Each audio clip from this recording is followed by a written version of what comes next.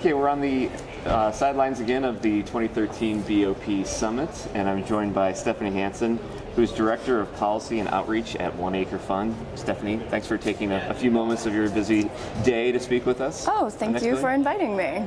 So, for those not familiar with One Acre Fund, give us the quick overview of what the organization does. Sure, absolutely. One Acre Fund is an agriculture nonprofit based in East Africa. We started in 2006, and we work with about 130,000 smallholder farmers in 4 countries: Kenya, Rwanda, Burundi, and Tanzania. We have a very simple 4-part operating model. We distribute seed and fertilizer very deep into the rural areas where our farmers live. We provide them financing to purchase that seed and fertilizer in the form of a loan. And we also provide extension services and training at the village level, delivered by local extension agents that we call field officers. And the 4th part of the model is market facilitation. At the end of the season, our field officers provide extensive training on post-harvest handling and storage and help groups of farmers link to local traders. And what sort of results have you seen in terms of over these last 6-7 years on the farmer incomes, the families you've worked with, 130,000 families? Can you talk about the impact? Yeah, absolutely. We measure impact every season after harvest, and we're seeing about a 100% increase in farm income per planted acre among our clients. And of course, what does this mean in practice? Most of our clients before joining One Acre Fund are not growing enough food to feed their families for the entire year, so they suffer from a hunger season. And after their first harvest, they are generally able to have enough food for the year for their family, as well as a surplus. And the surplus is where things get interesting. Farmers deploy that additional income in a lot of different ways.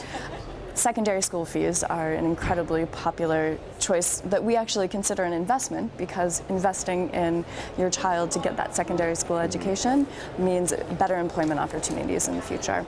Farmers also end up purchasing small livestock, goats, chickens, sometimes a cow, as well as diversifying into other crops, sometimes vegetable crops, maybe a different staple food crop.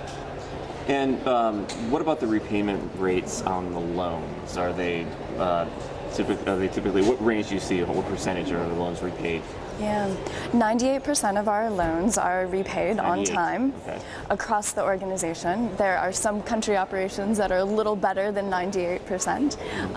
We just finished our first full season in Tanzania with about 1,000 farmers, and we had 99.9% on-time repayment there. Yeah.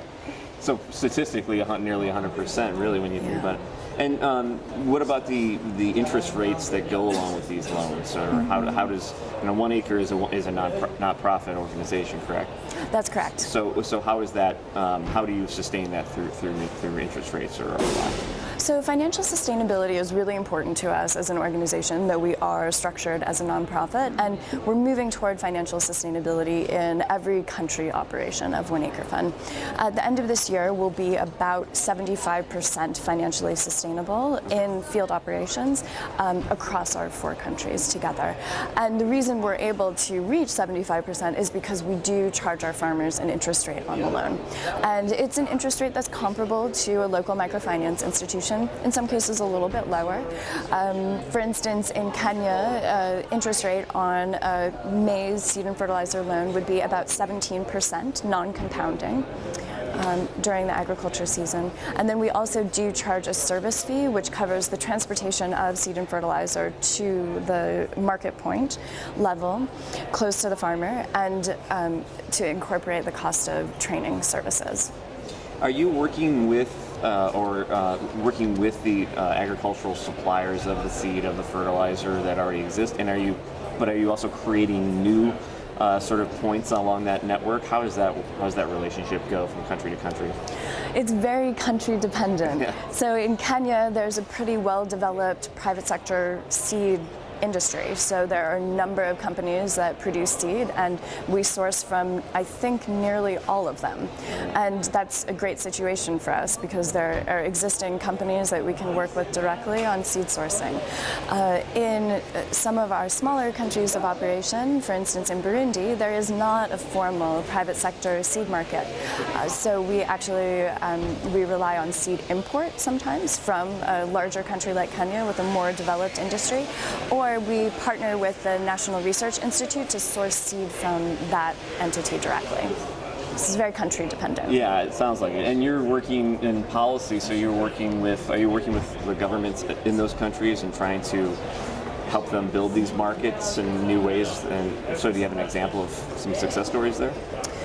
That's a great question. It's very complicated with seed systems. I will actually say it's a huge challenge to develop seed markets, and that is not something that's a top priority for us right now in terms of trying to change the overall ecosystem, primarily because there's one other entity in the space, AGRA, the Alliance for a Green Revolution in Africa, that has a really excellent seed system program that's been working longer than One Acre Fund has existed, and they've done some great work paving the way in a number of countries, including Kenya, Tanzania, Ghana, to help that seed sector development happen. Just one final question. As you're taking part in the BoP Summit this week, and we've talked a little bit, or to mention food security issues have come up continually, regardless of which session you've been in. One of the stats I heard this morning, I believe, was by 2040 we're going to need 50% more food to feed the planet. So what's exciting you in this field? We talk about challenges, but what's exciting you to meet some of those challenges in terms of farmer co-ops, in terms of public-private collaborations? What are you seeing that you say this is where we need to be going in the future of sustainable agriculture?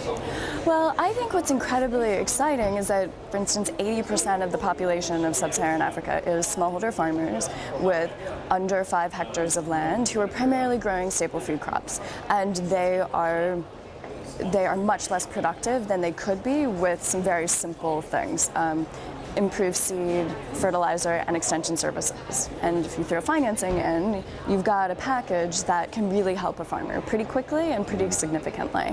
So if we think about the fact that the interventions that we need are actually quite simple, and it's really about delivery and the distribution of those interventions, it's exciting to know that there's opportunities for direct service that can be very impactful. And there's also opportunities for government partnership that can have a lot of impact.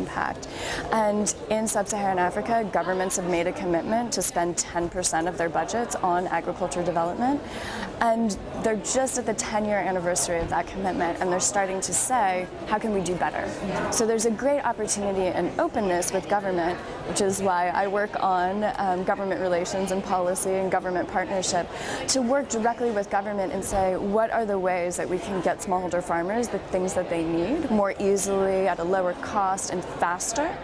And I think that means that we have a great chance of feeding the world by 2050. Great. Thanks. Thank you very much. That was great.